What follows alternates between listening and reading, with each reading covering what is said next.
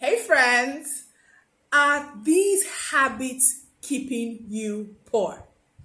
Hello, welcome to my channel. My name is Tale Alimi, the soft and successful queen. If this is your first time of tuning in, welcome, welcome, welcome. Please don't forget to hit the subscribe button because I make amazing content on finances, creating wealth, developing the $1 million wealth mindset, and all other good stuff that help you create the financial life of your dreams. Okay, now today I want to share 5 habits that you might be doing that might be keeping you poor. And I'm sharing these habits because my rich friend, I want you to be rich. I don't want you to be stopped by your habits. Okay, so the first habit is living without a budget. I know budgeting can be so boring.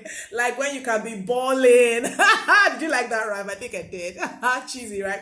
So I know budgeting might be like, oh gosh, why should I budget? Oh, please, life is for the living. I can't keep myself. You only live once. And I remember this song, any money I make, that's to enjoy.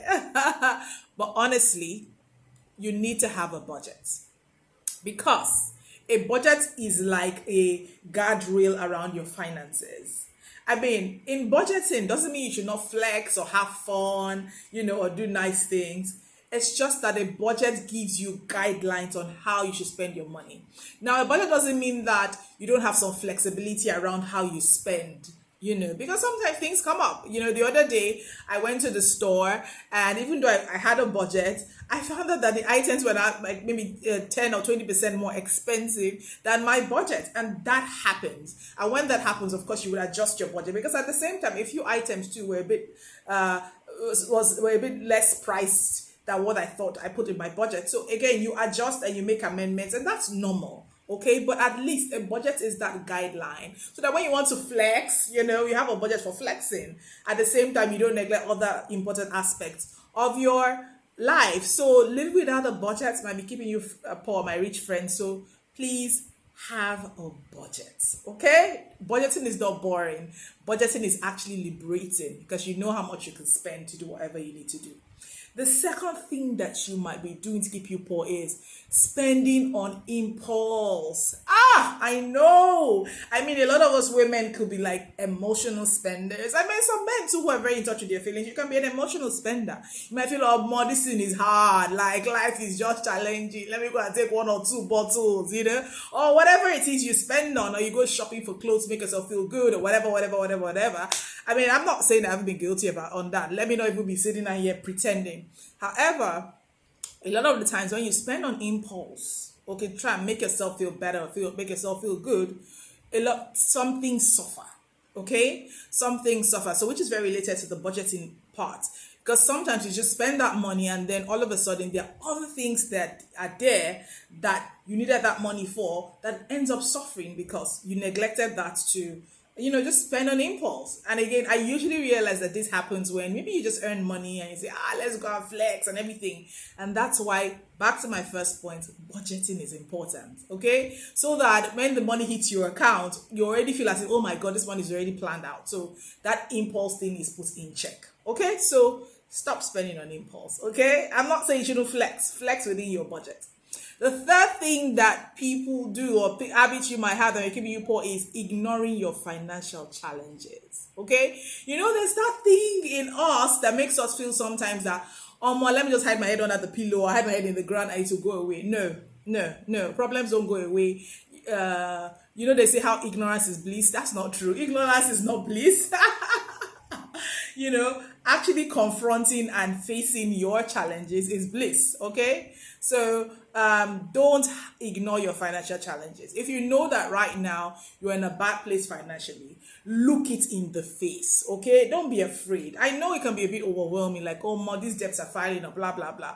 I'm not saying that you should keep thinking about debt or whatever, but just be aware about it. Okay, because when you're aware about it, then you can focus on solutions.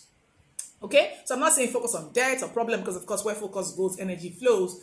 I'm just saying be aware of it so that you can begin to take proactive steps, come up with solutions, even find people that can help you through the challenges, and so that you can overcome them and become better and become the rich person that you desire to reach. So stop ignoring your financial challenges, face it, confront it, and deal with it, and you'll come out better.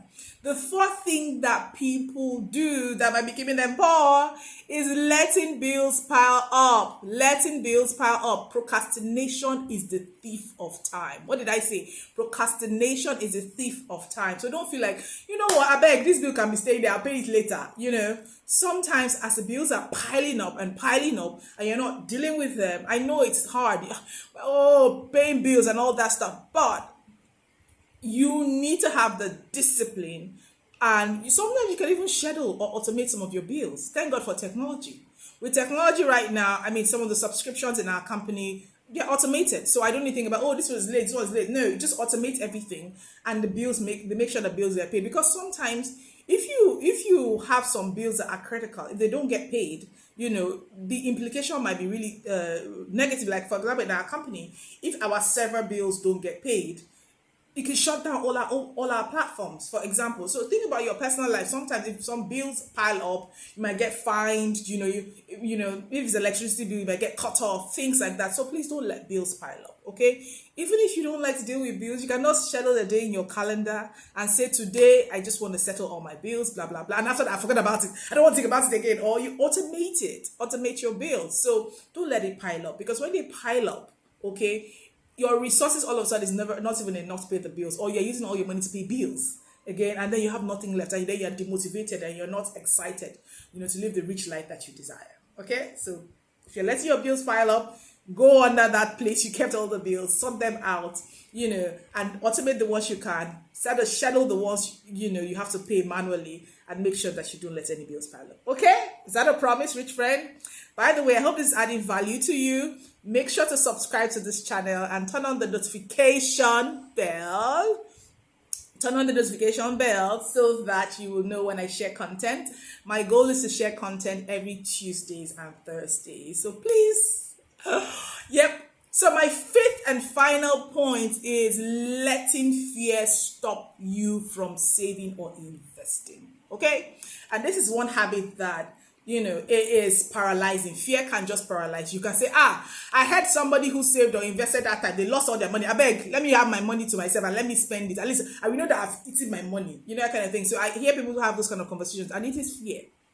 And the way to overcome fear is to get educated. All right, you don't really know what to do with your money, get educated. Okay, find a financial advisor, find a financial planner, find somebody to help you create a financial blueprint. All right, by the way, I offer financial blueprint sessions.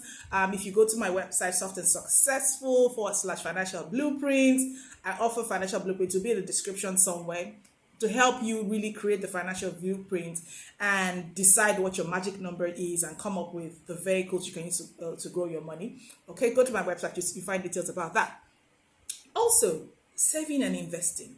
When you leave your money idle, okay, a lot of times maybe inflation can, reduce the value of the money, or because it's just idle, you might just decide that, there's one thing I want to buy.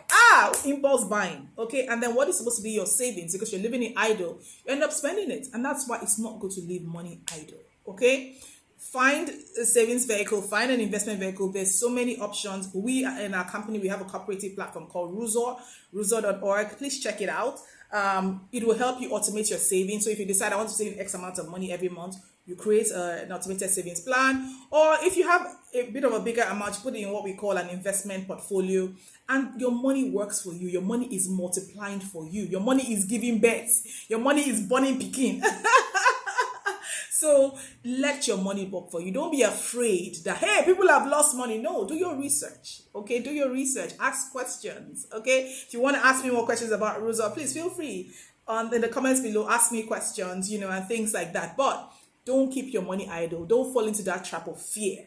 Okay, or I won't save, I won't invest. No, you create your financial future by taking deliberate actions, which includes savings and investing.